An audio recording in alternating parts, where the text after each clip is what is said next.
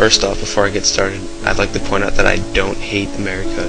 I'm glad I live here despite all of our problems. We have the strongest military in the world, even though it may not seem like it.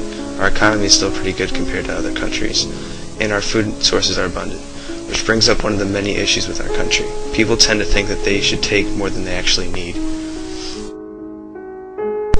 which isn't all our fault. There's such a vast variety of food in America, so that if there's something you don't like, there's always something else you can get.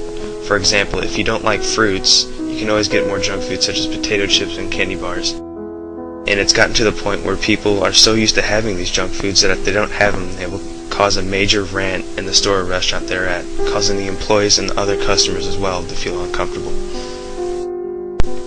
Of course, after spoiling yourself with these foods as much as you want, unwanted consequences will set in. Body fat. Americans have been stereotyped worldwide for our obesity rate. Even people who haven't been to our country to witness the problem, they don't seem very forgiving towards what they may have heard.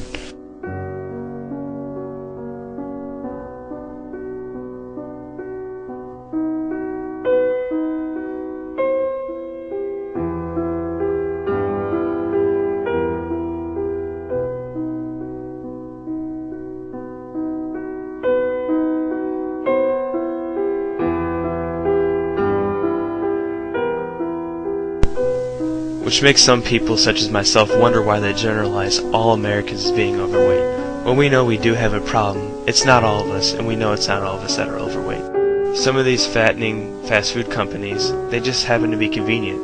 Like they could be on the way to work, school, or anything, it could be easily put into anyone's routine. Here's another quote from Matthew Zygmunt from earlier in the video. Another thing he had to add was saying that we can easily replace something and throw it away just as quick, as if everything is at our whim. Which, basically, after him saying that, I had to bite my tongue and not to retaliate in defense of the USA, but I stopped to think about it, and to a certain extent, he's right.